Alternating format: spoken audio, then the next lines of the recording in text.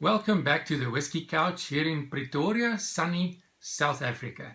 I'm Gustav and this is Whisky Tasting and Food Pairing Review number 154, and it is the fourth one in this series that I'm doing on 14-year-old single malt whiskies. I've already covered three, and the fourth one today is the Glenrothes. Glenrothes from the Glenrothes Distillery, which is situated in Speyside. Here we go.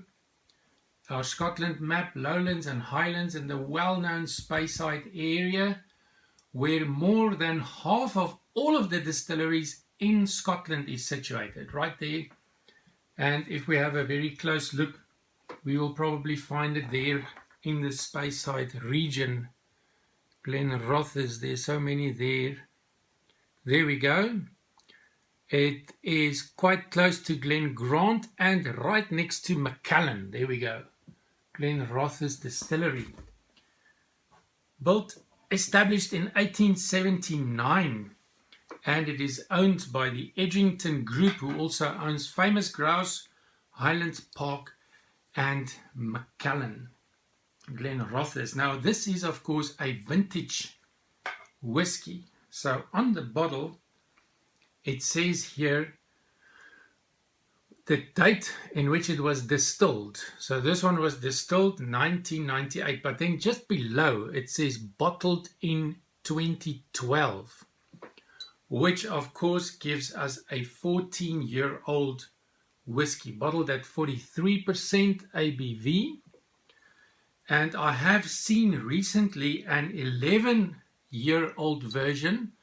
In other words, distilled 1998, but bottled 3 years prior, 29, which gives it an 11-year. And I've also seen just yesterday a 20-year-old, a 17-year-old version.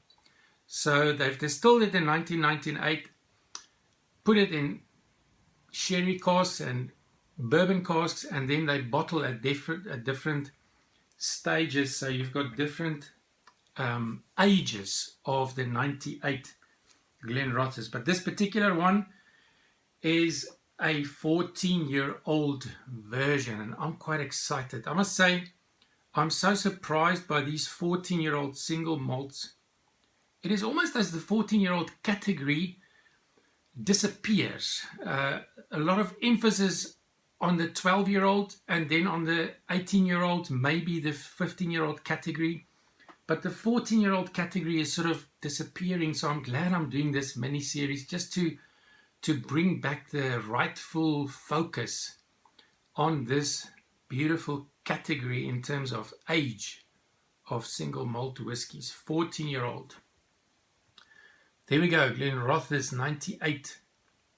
Bottled in 2012. 43% ABV, and the beautiful golden color, legs forming there on the nose. Sherry immediately. That is surprising. Based on the color, I would not have expected. But it's like a honeyed sherry. Rich vanilla, a bit of oak wood. It's a mouth-watering nose. Fruity. In this fruit aroma I'm getting citrus, but also dried fruit and also a bit of coconut and cinnamon. And again the earthiness that I also picked up in the Kleinlich.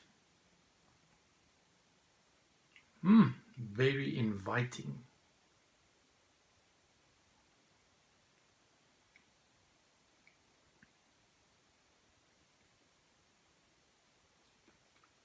Oh, wow. It is rich. It is rich, but in a subtle way. It's complex, it's creamy, it's full-bodied. I've got ripe fruits. It's mouth coating. I've got juicy citrus and I've got sherry, and the flavors are just rolling. Coconut.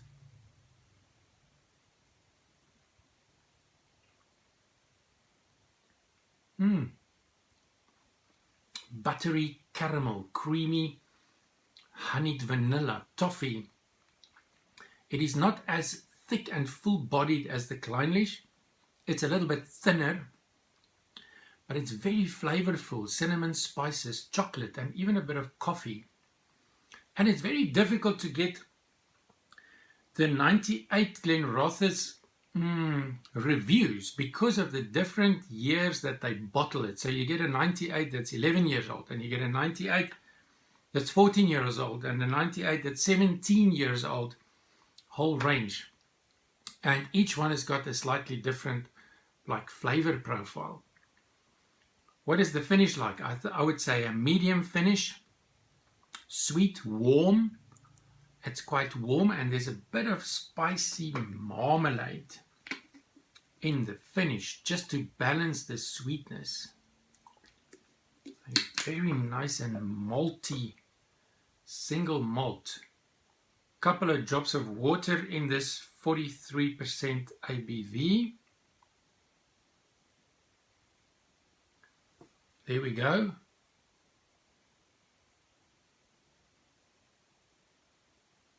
Let's see, after the water, honeyed vanilla, soft nose, honeyed vanilla with, like honeyed vanilla poured into espresso.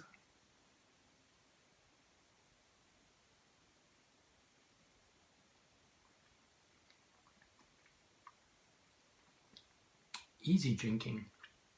On the palate after the water, that honeyed vanilla continues. A bit of wood spices and again a bit of marmalade. So my summary, I would say rich, creamy, fruity and chocolatey. Not as thick as the Clynelish though, a bit thinner in texture. Very nice, a very nice whiskey indeed. The price here in South Africa around 800 Rand, £40 in the UK and $60 in the US if you can find it, and that'll of course depend on in which year it was bottled, which is interesting in these vintage single malts. My French bruschetta for the Glenrothes, I was thinking, because it is quite rich, because of the creaminess and the chocolatiness and the sweet fruitiness, I'm going to pair it with French bruschetta and steak. There we go. Some beautiful slices of steak and barbecue sauce, and then a brie cheese. So I'm using the brie cheese to get to the creaminess, to connect to the creaminess of the whiskey. And I'm getting the barbecue sauces here to connect to the sweetness. And because it's such a lovely malty whiskey, it'll go quite easily with the bread of the French bruschetta. That is what it looks like. My mouth is watering. I can't wait to go for this. So here we go.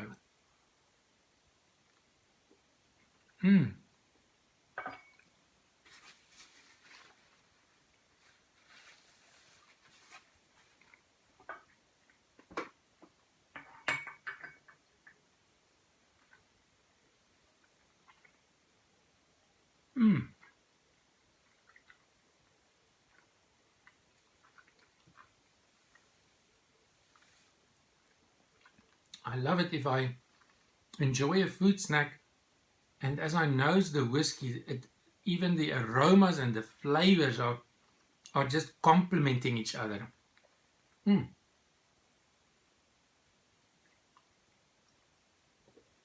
This is so interesting. Oh boy, it is wonderful. The food snack is actually boosting the citrus flavors in this whiskey, because as I took another sip now, it was like orange juice. How interesting and amazing is this? Thank you for watching, and I can't wait for the next video, which will be the 5th one in this series of 14-year-old single malts, all of them paired with French bruschetta with different toppings. Until then, sláinte.